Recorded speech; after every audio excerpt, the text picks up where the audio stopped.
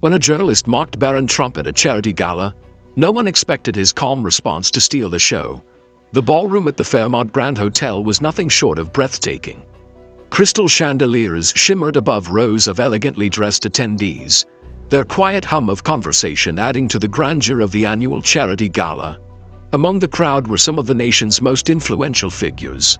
Business moguls, actors and journalists, all gathered to support a foundation dedicated to helping underprivileged youth. The air was alive with energy.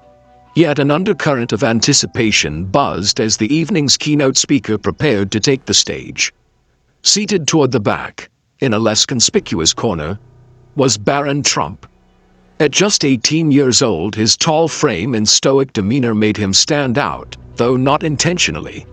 He had been invited by a family friend, a quiet gesture meant to introduce him to a different circle. Unlike many attendees who thrived in the spotlight, Barron seemed content to observe, his piercing blue eyes scanning the room with a calmness that belied his age. The gala had been moving along smoothly. A string quartet played softly in the background as waitstaff glided through the room, serving delicate hors d'oeuvres and champagne. Conversations were warm, and laughter rippled through the crowd. Yet as the night progressed, it became clear that the highlight everyone was waiting for was the speech. The journalist, a celebrated figure in liberal media circles, had been announced weeks earlier as the evening's keynote speaker. Known for their sharp wit and unapologetic opinions, they were revered by some and criticized by others for their fiery rhetoric. Tonight, they promised to deliver an address that would challenge perspectives and ignite thought. But as the MC introduced the journalist, there was a noticeable shift in the atmosphere. Conversations quieted, glasses were set down, and all eyes turned to the stage. Barron, too, leaned back slightly in his chair, his expression unreadable. The journalist stepped up to the podium, a confident smile spreading across their face. Dressed impeccably in a sleek black suit, they exuded charisma. The audience responded with polite applause, but there was an edge of expectation. Would they push boundaries tonight as they so often did? What no one anticipated was how much. But as the spotlight illuminated the stage, and the journalist began to speak, the evening's elegance would soon give way to a tension that no one in the room would forget. The journalist began with ease, their tone conversational and laced with charm. They joked about the city's infamous traffic and shared a light-hearted anecdote about a past gala mishap involving a toppled champagne tower. Laughter rippled through the audience, breaking some of the initial tension. For a moment it felt like any other high-profile event, polished, predictable, and harmless. But soon, their tone shifted. What started as general commentary on politics and culture veered toward a more pointed critique. They referenced well-known political figures, poking fun at their quirks and missteps. Each jab drew chuckles and nods from parts of the crowd, but others exchanged glances, their smiles tightening. Then, the focus landed squarely on Donald Trump. Well, we can't talk about the state of the world without mentioning the man who made orange the new black, the journalist quipped, drawing scattered laughter. Love him or hate him, you have to admit, he's the gift that keeps on giving for people like me. The crowd's response was mixed. Some laughed openly, while others shifted uncomfortably in their seats. Barron, sitting quietly at his table, remained still, his expression unreadable. If the journalist noticed his presence, they didn't let on, at least not yet. The jokes kept coming, each one sharper than the last. The journalist moved on to Trump's policies, his tweets, even his public appearances. The laughter began to thin out, replaced by a growing sense of unease among the attendees. But the journalist wasn't finished. And of course, they said, pausing for effect, we can't forget his most overlooked legacy, the next generation. I mean, let's talk about Barron. A collective gasp rippled through the room. Heads turned toward Barron, who sat motionless, his face now the center of attention. The journalist's tone remained playful, but the words carried a sting. Imagine growing up in a golden tower, surrounded by marble everything, and your dad tweeting about Kofifi while the rest of us are just trying to survive Monday mornings. That must have been character building. The attempt at humor fell flat. Some in the crowd chuckled nervously, but most sat in stunned silence. The spotlight of the moment, unasked for and unwelcome, had landed squarely on Barron. But instead of crumbling under the weight of the moment, Barron remained calm, his composure unshaken. What he would do next, however, would leave the entire room reeling. The room seemed to hold its breath. All eyes were on Barron Trump, a young man thrust into the spotlight without warning. The journalist's words lingered in the air, heavy and cutting, as the crowd waited for his reaction. But Barron didn't flinch. He didn't shift in his chair or glance around nervously. Instead, he sat perfectly still, his expression calm but unreadable, his hands resting lightly on the edge of the table. The silence grew louder with each passing second. A few people exchanged uneasy glances, their discomfort palpable. Even the journalists seemed to notice the tension, their confident smirk faltering ever so slightly as they glanced toward Barron's table. Perhaps they had expected a laugh or even a dismissive shrug. Anything but this quiet defiance. Barron's stillness wasn't born of indifference. It was something else entirely. His presence, understated yet commanding, seemed to grow as the moment stretched on. The room, which moments earlier had been buzzing with conversation and laughter, was now unnervingly quiet. It was as if everyone, even those who had chuckled at the jokes, suddenly realized the weight of what had been said. His silence wasn't just a lack of words. It was a statement in itself. It said, "I hear you, I see you, and I am not moved." A murmur broke the silence as someone near the stage whispered to their companion. The journalist cleared their throat, attempting to regain control of the moment. "Tough crowd," they muttered into the microphone, forcing a laugh that no one echoed. The tension was thick, wrapping around the room like an invisible fog. And then, Barron moved. Slowly, deliberately, he pushed back his chair and stood. The soft scrape of the chair legs against the floor was the only sound in the room. At just over 6 feet tall, he was an imposing figure, his height matched by an aura of unexpected maturity. He looked out at the crowd, his gaze sweeping the room before settling on the journalist. Barron didn't need to speak yet. His presence alone commanded attention, silencing even the faint whispers at the back of the room. He stepped away from his table and walked toward the stage, each step measured, his posture straight and unwavering. The journalist froze, their earlier confidence evaporating as Barron approached. The crowd watched, their eyes wide with a mix of anticipation and disbelief. No one knew what he would say or do, but one thing was certain: this young man was about to own the moment. But when Barron reached the edge of the stage and finally spoke, his words were nothing anyone could have anticipated. As Barron reached the edge of the stage, the crowd's collective gaze followed him. The tension in the air was almost tangible, every second feeling like an eternity. He stopped a few feet away from the podium, standing tall and composed. With a voice steady and deliberate, he spoke, his words cutting through the silence like a blade. "Thank you for your insight," he began, his tone calm but firm. His choice of words caught the journalist and the audience off guard.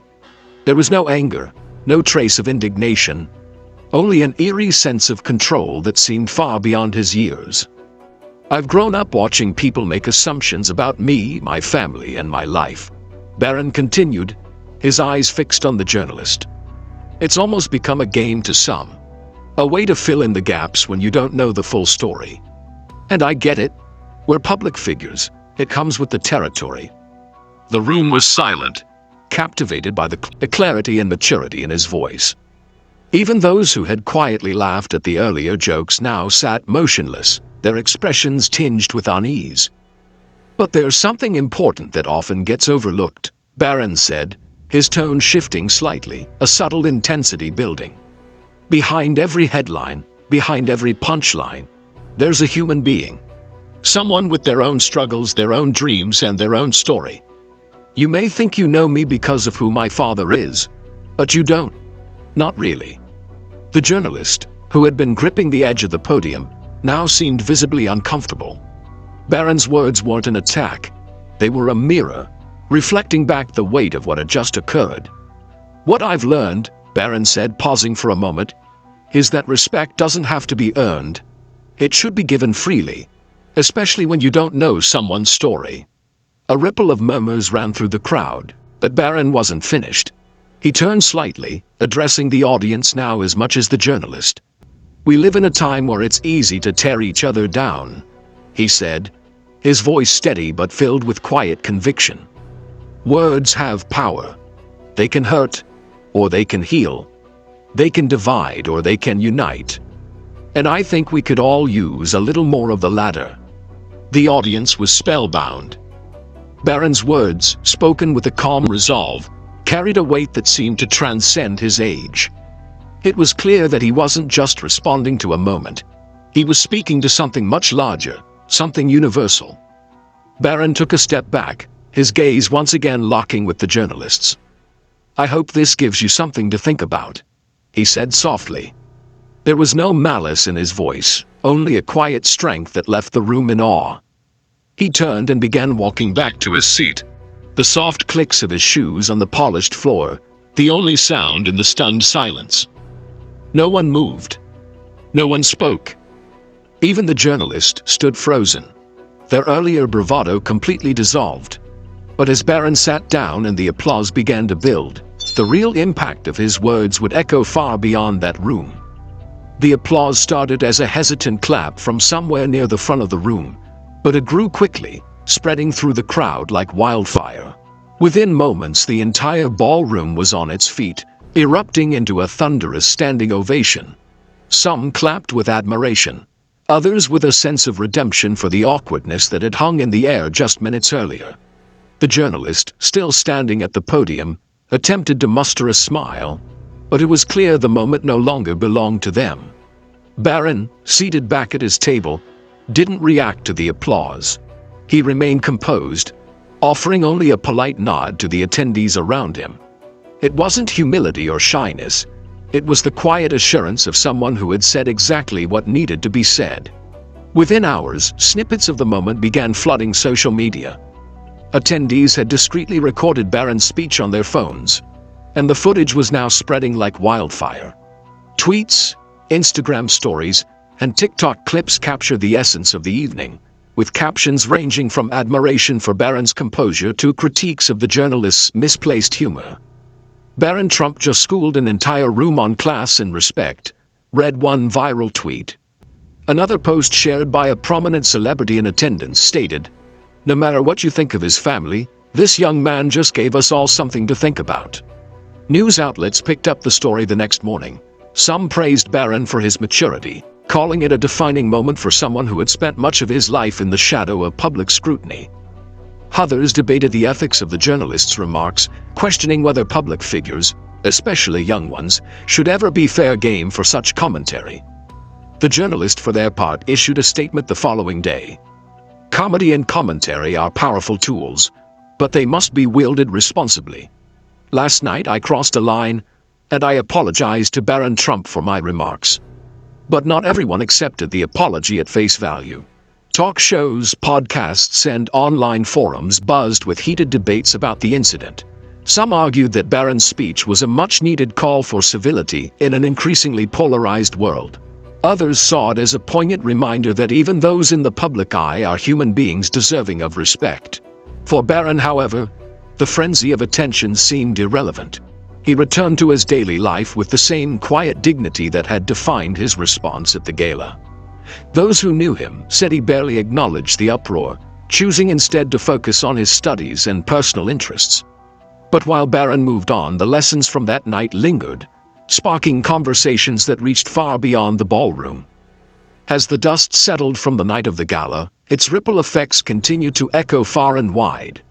News outlets eventually moved on to other stories, but the moment lived on in discussions at dinner tables, classrooms, and offices.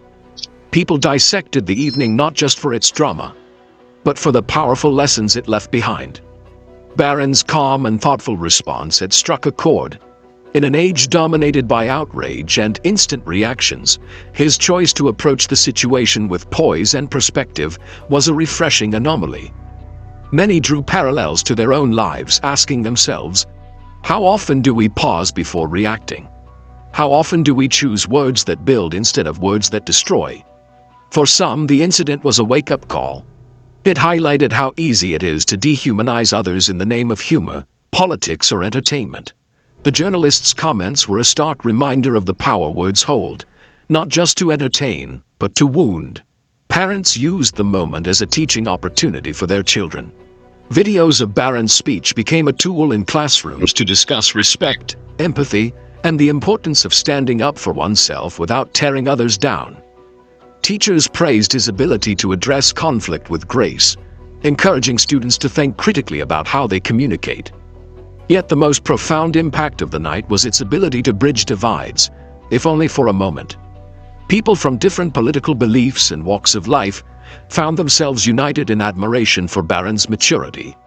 It wasn't about his last name or his father's legacy. It was about a young man demonstrating that respect and empathy still have a place in the world, even in the face of provocation. By choosing to respond with kindness and integrity, Barron had reminded everyone in that room, and countless others watching from afar, that dignity is a choice. His actions showed that no matter how heated or polarized a situation may become, there is always power in choosing to rise above. As the conversations continued, one sentiment seemed to resonate most. Words can wound, but they can also heal. It's up to each of us to decide how we use them. In the end, Barron's actions didn't just defend his own dignity. They inspired a moment of collective reflection, a reminder that respect, even when undeserved, can be a transformative force. Let Barron's example be a reminder for us all. Words have power. Use them wisely. Whether it's with a friend, a stranger, or even someone you disagree with, choose respect and empathy. If this story resonated with you, don't forget to subscribe for more real-life stories that challenge and inspire us to be better. Let's keep the conversation going.